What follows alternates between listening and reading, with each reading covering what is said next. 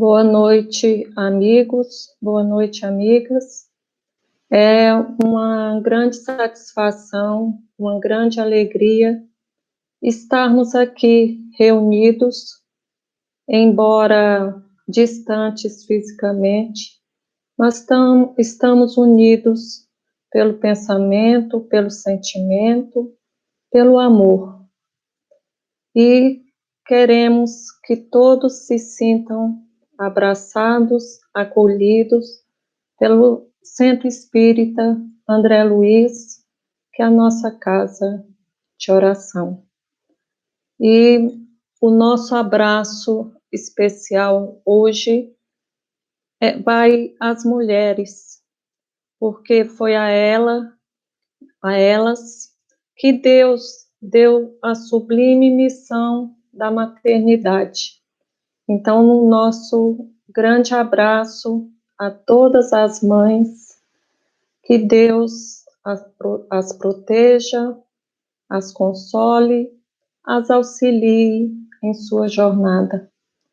E com esse sentimento de amor, de carinho a todas as mães, vamos fechar nossos olhos levar nosso pensamento ao alto e visualizar nossa mãe, Maria, a mãe do nosso Mestre Jesus, a mãe de todos nós, e pedir a ela e a seu filho que abençoe a toda a humanidade, abençoe ao planeta Terra, que está passando por momentos difíceis, mas que possamos nós, habitantes deste planeta, tirar dessa situação o aprendizado necessário para a nossa evolução. Abençoe aqueles que estão nos leitos, nos hospitais, passando por dificuldades, aos médicos, aqueles que estão cuidando dos doentes, que eles sejam protegidos, amparados nessa sublime missão. Pedimos também que abençoe aqueles que passam por dificuldades financeiras, aqueles que não têm o mínimo necessário para a subsistência, que eles também sejam amparados. Abençoe a todos nós, Senhor, na certeza que nosso Pai maior está no comando de tudo. E queremos pedir também uma bênção especial ao nosso orador de hoje, Maurício Cury, que vai nos falar sobre o amor em nossas vidas, um tema tão importante, que ele possa ser bem inspirado pela espiritualidade amiga e possa trazer as palavras que nossos corações e nossas mentes tanto necessitam. Graças a Deus, e assim pedimos a permissão para iniciar a palestra da tarde de hoje. Maurício, a palavra está com você. Bom, uma boa noite, nesse início de noite, final de tarde, para todos vocês, nossos votos de muita paz, de muita saúde, de muita alegria, porque esse é o desejo sincero que todos nós temos nos nossos corações. Bom, nós temos aí a grata satisfação, nossas palavras iniciais de muito agradecimento pela oportunidade bendita que a Casa de André Luiz está nos proporcionando para nós compartilharmos ensinamentos à luz dos ensinos do Cristo pelo conhecimento espírita. E a temática oferecida, ela parece caber nos clichês ou num conhecimento talvez vulgarizado no sentido de que todos já sabem, mas na prática é o remédio, a nutrição de cada dia, do ponto de vista daquilo que nós somos essencialmente. A proposta da doutrina espírita, grandiosa, portentosa, ela é um convite a uma reflexão daquilo que, com todo respeito às crenças, opiniões e filosofias diferenciadas, nós temos em nós, é inato ao ser humano, a ideia de que nós transcendemos a nossa expressão material. O amor em nossas vidas. E aí ficamos pensando, vida, amor, será que nós sabemos bem isso? Ou será que os nossos conceitos estão nos nossos momentos, principalmente de desafios, de dificuldades? Será que aquilo que nós, de repente, até concordamos em termos de definições, será que está acoplado à nossa vivência? Porque a vida é a nossa expressão. É o motivo de nós nos enxergarmos como seres humanos. Qual é o nosso lugar nisso tudo? Qual é a nossa posição diante da vida em função daquilo que já nos permitido entender e acessar? E mais ainda, o que é esse amor? Vemos na arte, na poesia, na cultura em geral, não apenas na religião, na filosofia, a própria ciência, como expressões e caminhos para nós buscarmos essas respostas, não apenas para edificarmos um conjunto de ensinamentos que pode ou não nos diferenciarmos uns dos outros, numa necessidade pífia de nos colocarmos acima dos nossos semelhantes, mas num conhecimento que representa aquilo que metaforicamente nós chamamos de pão espiritual, a simbologia sagrada, vinda da própria religião, de um alimento substancioso daquele que nenhuma fome material nenhum alimento material há de suprir. O amor, a vida. Vejamos que em todas as expressões nos lembramos agora de uma música popular. A vida tem sons que, para a gente ouvir, preciso aprender a começar de novo. É como tocar no mesmo violão e nele compor uma nova canção que fale de amor, que faça chorar, que torne mais forte este meu coração. Coração se apronta para recomeçar. Coração esquece esse medo de amar de novo. Numa outra parte, a música fala: a vida tem sons que, para a gente ouvir, preciso aprender que o amor de verdade é feito canção, qualquer coisa assim, que tem seu começo, seu meio e seu fim, mas que fale de amor, que faça chorar, mas que torne mais forte este meu coração. Vai, coração, se apronta para recomeçar. É interessante o poder da síntese. Essa é uma música que nós conhecemos muito na interpretação do Roupa Nova, uma banda de música muito conhecida de todos nós, e o título da música é Início, Meio e Fim, e nós nos perguntamos, será que a vida tem o seu início, o seu meio e o seu fim? E isso se entendermos que a vida é apenas aquilo que se inicia nessa experiência que nós estamos vivendo, que se iniciou com a nossa vinda através do parto de nossa mãe e que se encerra diante do decesso celular, em que o fenômeno físico da morte se estabelece. Sim, isto é vida, mas é apenas um ciclo de uma expressão muito maior. E com todo respeito àqueles que nos ouvem, não apenas espíritas, esperamos que essa mensagem transcenda realmente os liames da casa, da estrutura física, das casas espíritas, dos templos religiosos, fazendo o esforço com que Allan Kardec propôs já lá no Evangelho segundo o Espiritismo, na própria codificação, essa aliança entre ciência e religião, aliança rompida pelas nossas dificuldades, pela escolha que a nossa humanidade terrestre optou em caminhar num processo evolutivo, porque tudo na vida diz do movimento, das sequências, dos ciclos, e não de um ponto inicial e um ponto terminal. Talvez muitas das aflições que nós tenhamos experimentados até hoje, mesmo nós que nos consideramos espíritas, outros espiritualistas, muitos de nós até crê na imortalidade, até tem o reconhecimento desta verdade que está em a natureza, mas não pautamos a nossa vida como seres imortais. O que quer dizer isso? Não basta apenas nós acreditarmos que somos imortais, mas muitos de nós vivemos uma vida com um medo tão grande de percorrermos um ciclo e aquilo que é o final, mas não da existência, mas o final de um ciclo, como é comum encontrarmos na natureza. Vejam, na própria expressão externa do macrocosmo, vamos para as noções de vida que já são compatíveis com o nosso entendimento.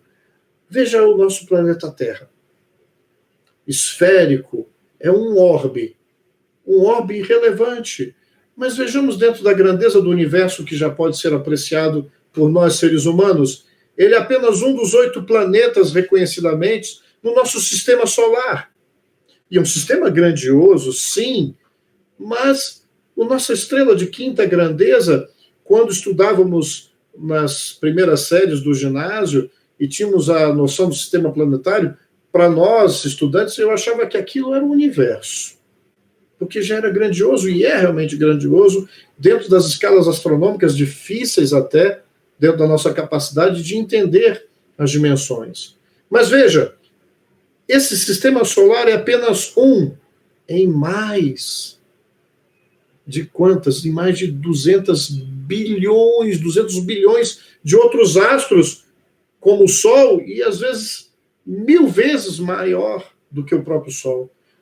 É difícil falar em bilhões, mas nós temos só na Via Láctea quantos sistemas solares, ou seja, orbes como a Terra, que giram em torno do Sol. Mas não existe só o Sol. Só na Via Láctea, que é o que é a nossa galáxia, o conjunto das estrelas que fazem parte dessa família maior, daquilo que já é possível ser observado pelos nossos cientistas com os melhores aparelhos, nós temos aproximadamente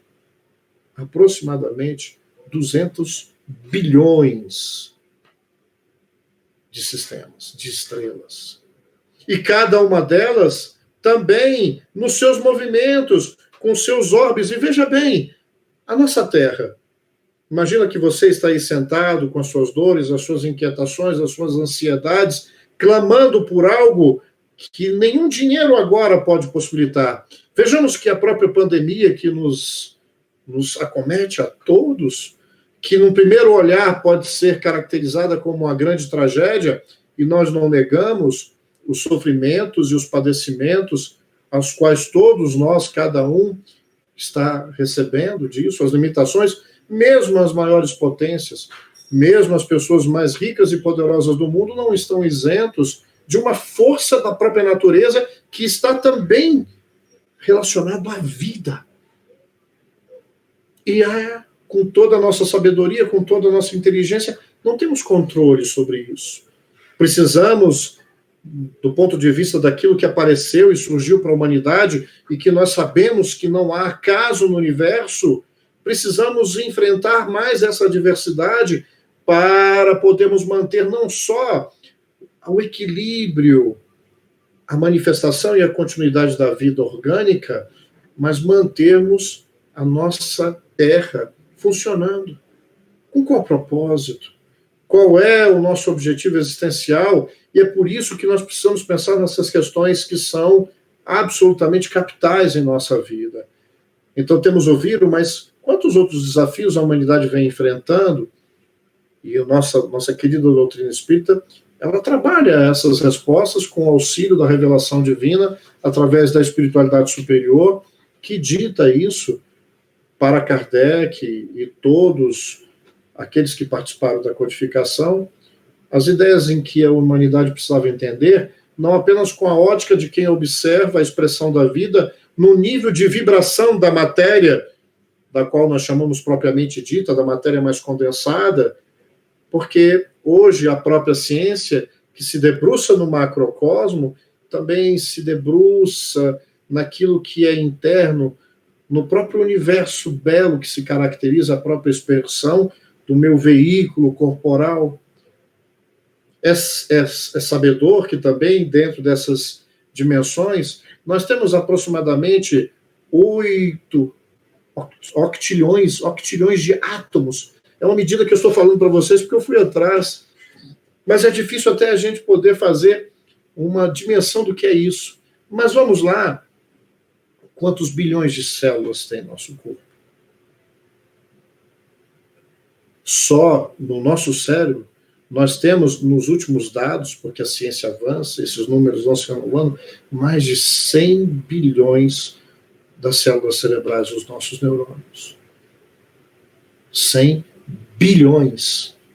O mesmo número médio de estrelas, de sóis, das mais de 200 bilhões ou centenas de bilhões de galáxias, porque a nossa galáxia é apenas mais uma das quais alguns cientistas já afirmam que há no universo conhecido e observável mais de 2 trilhões de galáxias. São distâncias colossais. E a Terra, girando em torno do próprio eixo, leva a um ciclo, que é o início, o meio e fim da música, mas não o fim. Vejam que isso é belo. Nós temos um movimento de rotação que determina o dia e a noite, as 24 horas.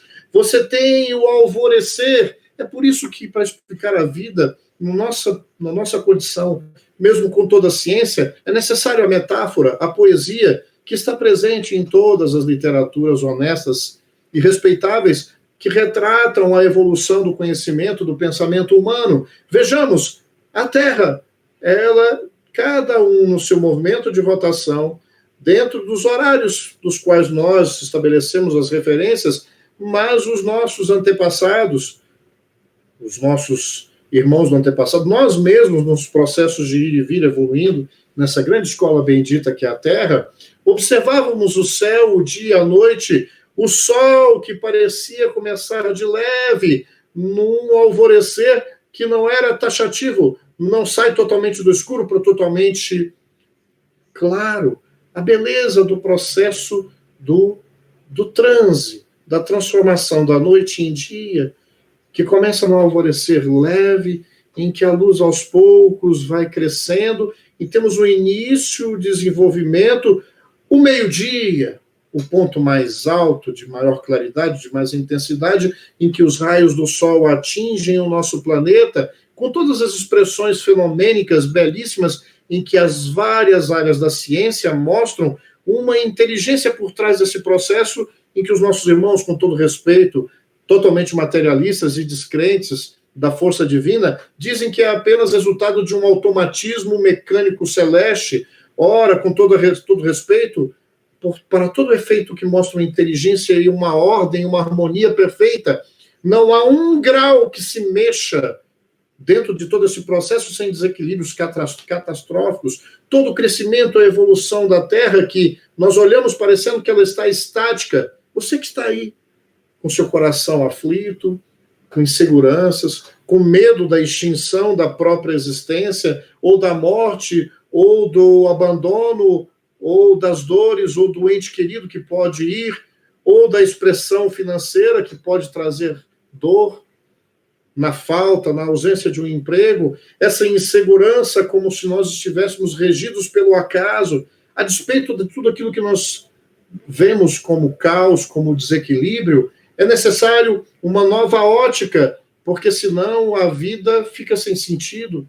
E é por isso que nunca se viu, mesmo com todos os confortos materiais, com todos os avanços tecnológicos, apenas a expressão e o olhar da expressão da vida na sua expressão densa da matéria, ela é insuficiente para trazer harmonia e paz ao coração humano.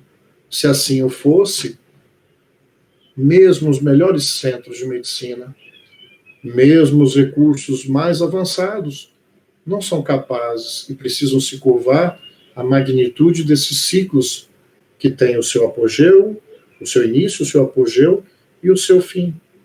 O ciclo do dia é 24 horas, mas há outros périplos muito maiores, a própria Terra, que nós julgamos estar estática, não apenas no seu movimento, mas há outros movimentos internos que a geologia já estuda desde sempre.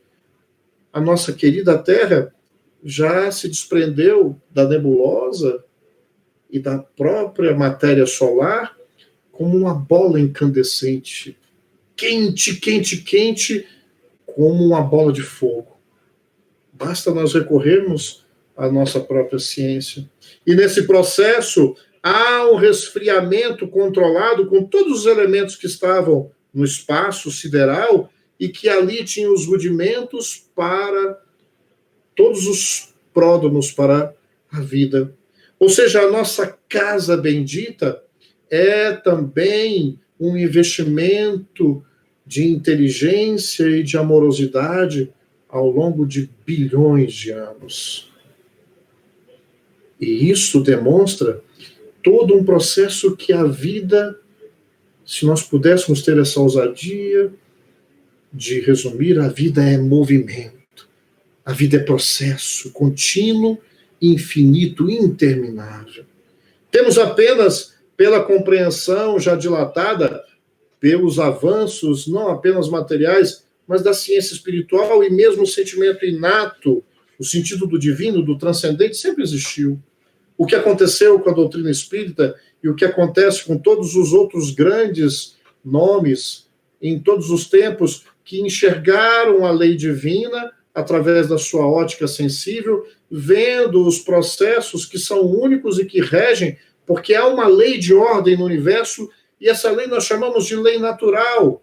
Mas essa lei natural ela não rege apenas os processos físicos, elas regem os processos daquilo que é intangível, que é imaterial, e a força inicial, o sentimento, o elemento de força, de energia, de poder, que a tudo isso governa, nós também chamamos de amor. Numa comparação metafórica, porque aqueles que negam a existência de Deus não importa. Perguntávamos a um colega nosso, ateu, outro agnóstico, o outro cético, se ele acreditava no amor. Ele falou, mas é óbvio que sim, materialistas absolutos que são nas suas convicções. Então eu falei, você é um espiritualista também. Ele riu, pensando que eu estava brincando. Porque eu falei, claro, se você acredita no amor, veja se você consegue comprar o amor, veja se você consegue dimensionar onde ele está. Porque o coração é um músculo, o coração é metáfora, é símbolo. O amor não está no coração, não está na barriga, mesmo no cérebro. Ah, mas o que nós chamamos de sentimentos são excrescências, são resultados de processos bioquímicos. Não cremos, mas respeitamos. Por quê? Porque mesmo aqueles que têm dificuldades, limitações, inclusive hereditárias, deformações, patologias, inclusive neurológicas, ainda assim são capazes de expressar um amor e um conteúdo que transcende e que espanta os cientistas em todos os tempos com os mais variados exemplos. Então temos o ciclo da Terra na rotação, mas a própria Terra, não só nos movimentos internos, não só apenas na sua rotação, ela também gira em torno do Sol, nesse movimento chamado de translação, que, tirando os anos bissexto, o ano bissexto, são aproximadamente 365 dias, e a rotação da Terra, ela se dá numa velocidade aproximada de 1.675 quilômetros por hora, segundo as informações recentes. Esses números sempre, de repente, podem se alterar com o dilatar da visão científica. E o movimento de translação do Sol na Via Láctea é de aproximadamente 871 mil quilômetros por hora. Olhando aqui as nossas anotações. E o nosso sistema solar, para poder dar uma volta completa, partindo do eixo, do centro da nossa Via Láctea, dizem os especialistas que é em torno de 225 milhões de anos. Ou seja, a última vez que nós iniciamos esse périplo, há 225 milhões de anos atrás, estávamos com dinossauros na Terra. Quando nós olhamos esse tamanho, e aí nós saímos do sistema solar, o nosso sistema gira junto, numa dança, num movimento belíssimo, organizado e equilibrado, porque todos os astros precisam manter um equilíbrio de atração e de repulsão entre eles para evitar as catástrofes ou a desarmonia do próprio cosmos, que os melhores cientistas apontam que qualquer desequilíbrio desse, a vida na Terra mesmo sofreria graves consequências. E nós vamos ver que gira a Terra em torno do Sol, o Sol gira em torno de outros sistemas próximos a nós e os mais distantes, e a própria galáxia também, nas suas dimensões, a própria Via Láctea, também desenvolve o seu périplo, fechando ciclos que têm o seu início, o seu meio, o seu fim de ciclos, de processos de evolução, porque tudo no universo é movimento de expansão, de evolução, de aprimoramento. Aquilo que nós vemos como a morte das estrelas. O próprio Sol, segundo os melhores especialistas, tem aí pela frente aproximadamente alguns bilhões de anos para poder ser uma estrela que morreu. Muitas da luz que nós vemos no céu estrelado, que chegam só agora a nós, são de estrelas que já não emitem mais o seu calor e a sua luz. Então elas morreram?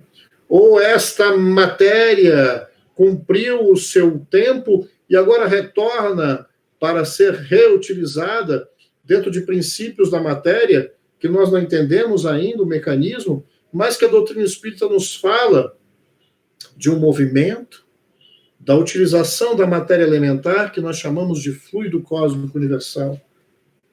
Mas antes de falarmos um pouquinho disso, porque estamos falando de vida e falando de amor, nós temos referências, vamos começar pela própria doutrina espírita, no capítulo 1 do Livro dos Espíritos, a primeira pergunta que abre, a pergunta central, o pilar central de toda essa nossa conversa: quem é que startou esse processo?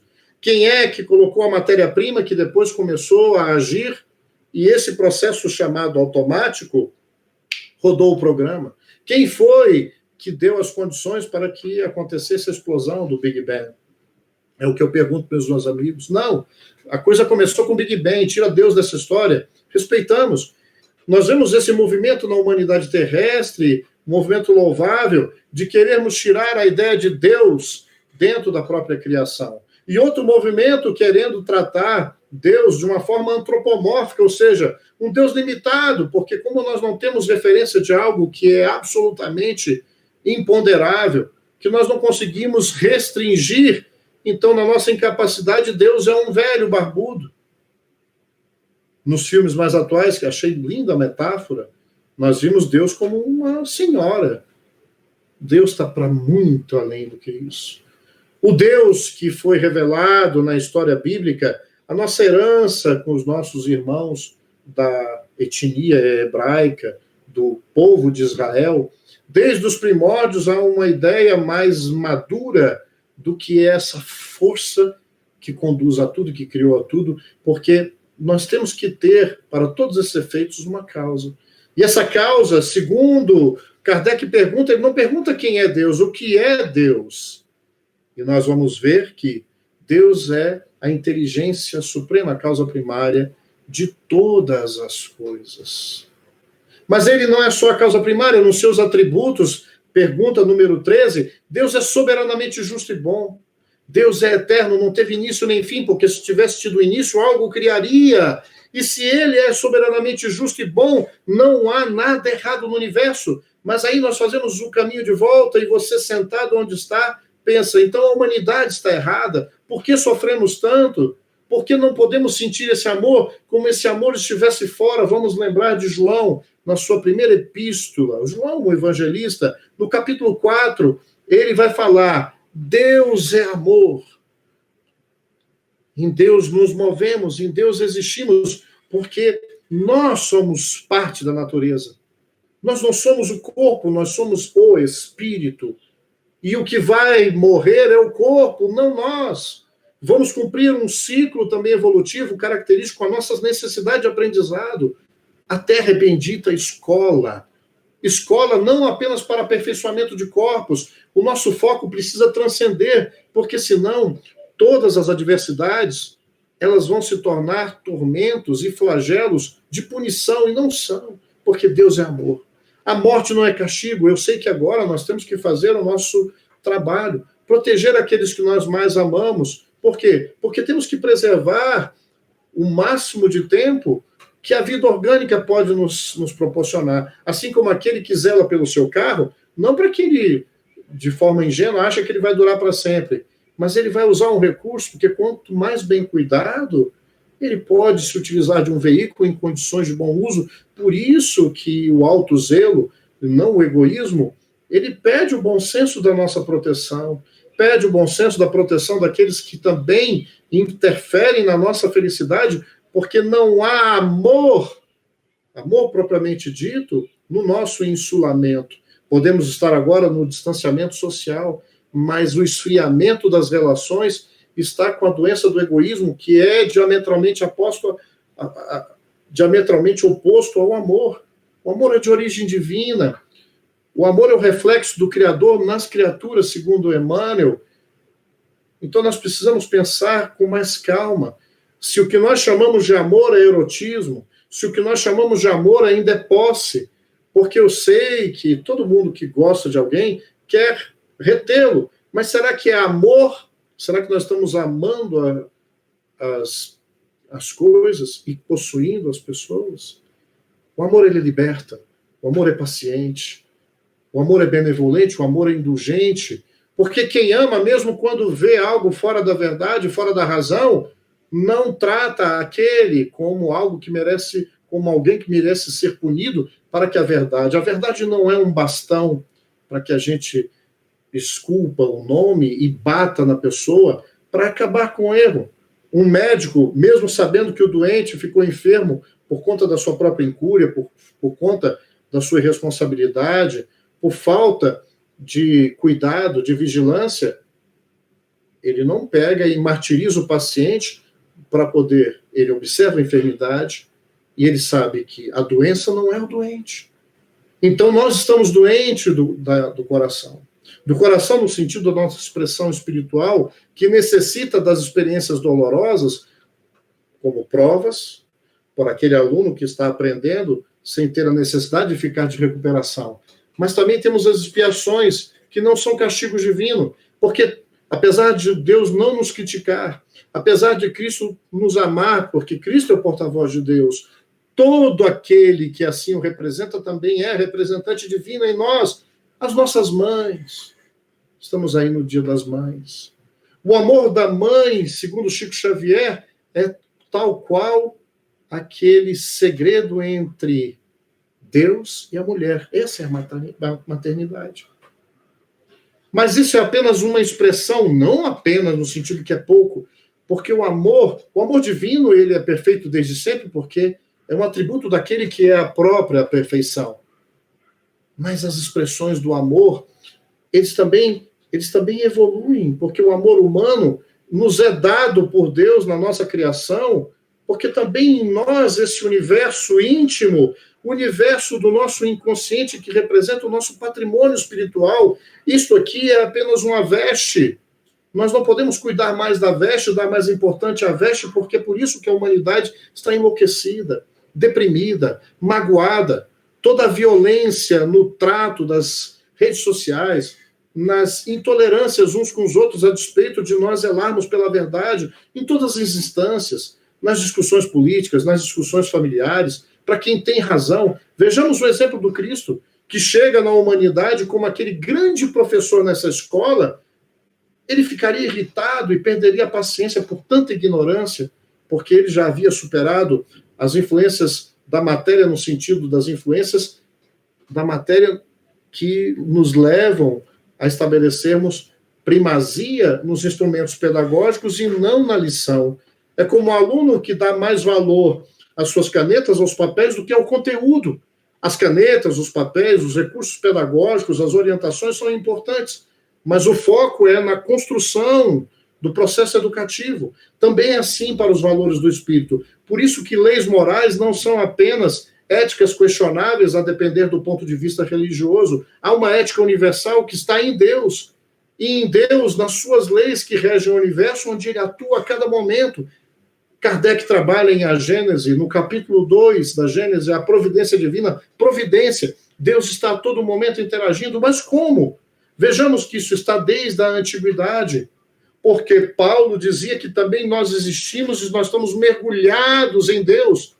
Quando ele falou isso, está registrado em Atos dos Apóstolos, quando ele está em Roma, falando no Areópago, querendo nos mostrar que há um Deus, o Deus o Deus desconhecido para a época dos gregos, em que ele resgata aquela tradição, para dizer que aquele Deus desconhecido dos gregos é esse Deus nosso, que age com infinito amor, mas age na discrição, porque Deus não vem nas aparências exteriores.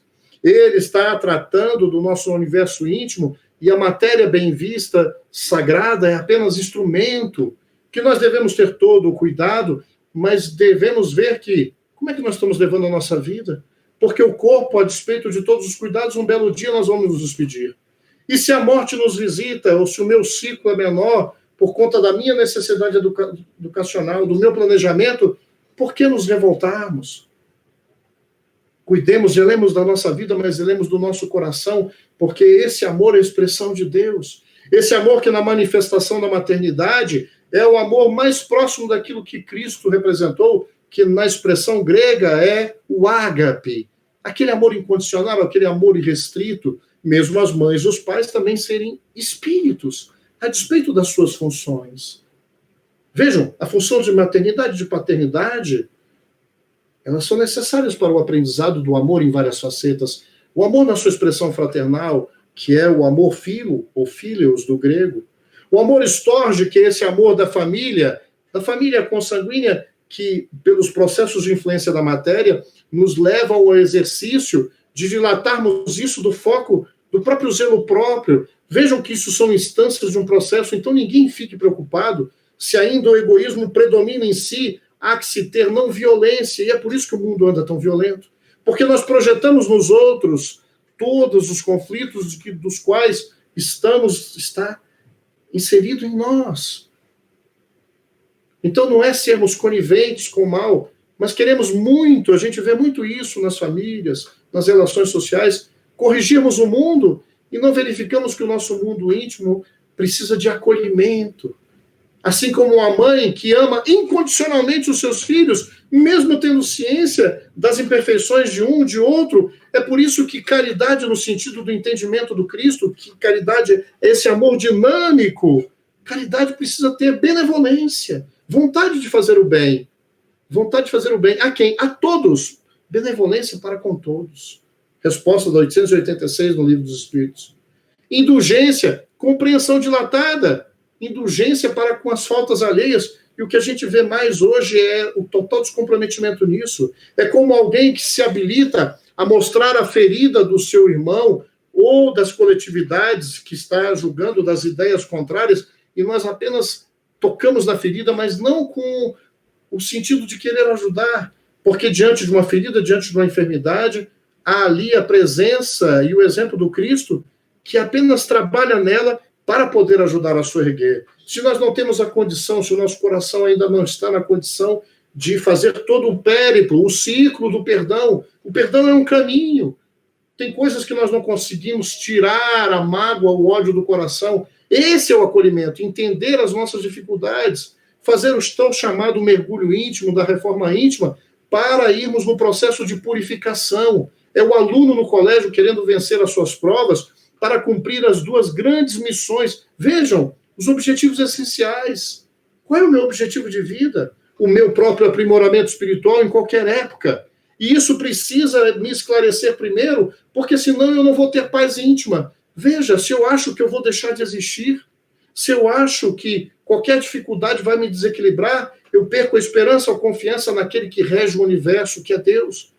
Então, nenhuma dificuldade vai ser atraída para a minha existência, nenhuma expiação cairá como castigo, e sim como necessidades daquilo que eu atraio. Nós atraímos pessoas, circunstâncias, das quais nós temos comprometimento necessárias para o meu aprendizado. Às vezes, pai e mãe precisam, com o coração destruído, às vezes muito apertado, retirar o brinquedo daquele aluno ou daquele filho que não soube valorizar e, apesar de toda orientação, ele só vai aprender pela ausência do recurso, para ele sentir na pele que nós precisamos valorizar todos os recursos que temos, materiais, mas principalmente os recursos do nosso intelecto, do nosso sentimento, em processo de aprimoramento, o reconhecimento.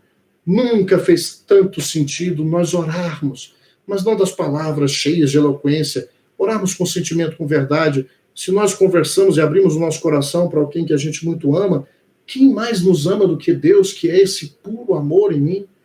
Deus está presente, como na Gênesis, no capítulo 2, que Kardec desenvolve, no fluido cósmico universal, porque este é esse oceano que André Luiz nos coloca, que nós estamos mergulhados como peixes no oceano, como o sinal de Wi-Fi, que por mais preciso que seja, não envolve ainda toda a Terra, há espaços que o sinal não chega. Diferentemente do fluido cósmico universal, não há nem buraco negro, não há um nada, tudo é ocupado pela matéria universal, suscetíveis às infinitas manifestações e manipulações de adensamento e de vibrações. Nós não somos seres corporais vivendo uma experiência espiritual, não, nós somos espíritos mergulhados numa expressão mais densa da matéria, mas o mundo espiritual está absolutamente interpenetrado no mundo material. E o amor é a força maior. força maior do que a força da gravidade, força maior do que a força eletromagnética, força maior do que a força quântica fraca ou forte. O amor é a expressão do pensamento divino, que como na nossa prece, mesmo no mecanismo da ação da prece, o ar é que conduz ao som.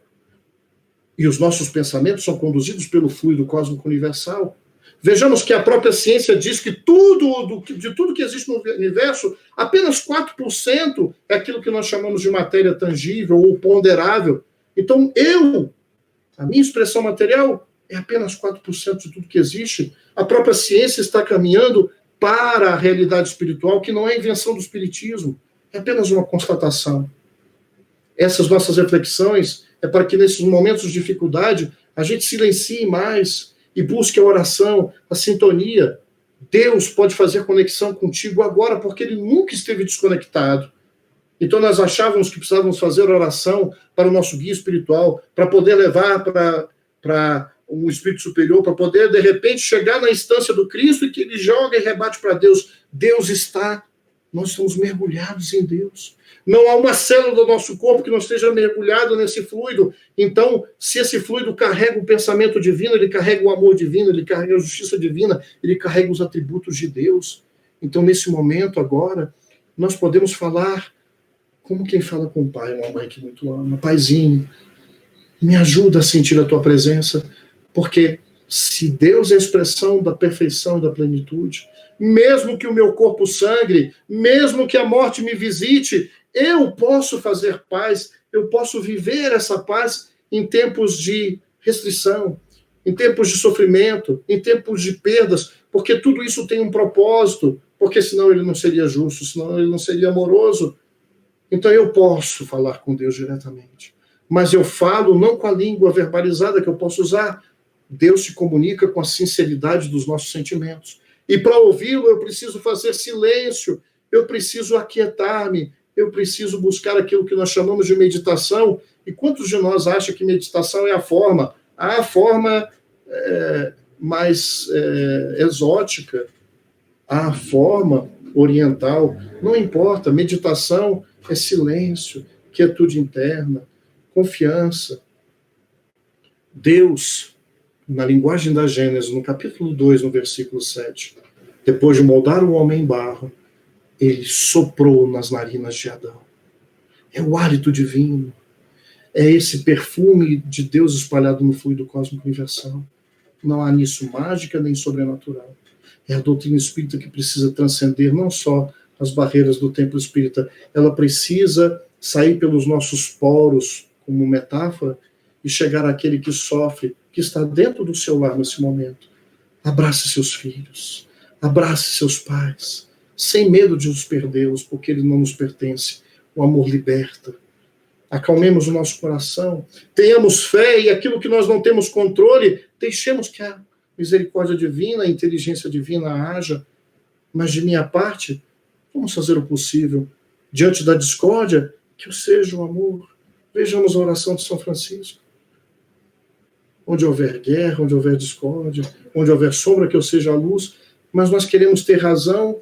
E eu pergunto àqueles que estão com a boca amarga de tanto ódio dos seus representantes administrativos, políticos, daqueles que você ficou de mal porque tinha razão na família, porque daquele que você julga criminoso, e nós esquecemos do mandamento maior que Jesus nos deixou na expressão do verbo divino: amai-vos uns aos outros como eu vos amei.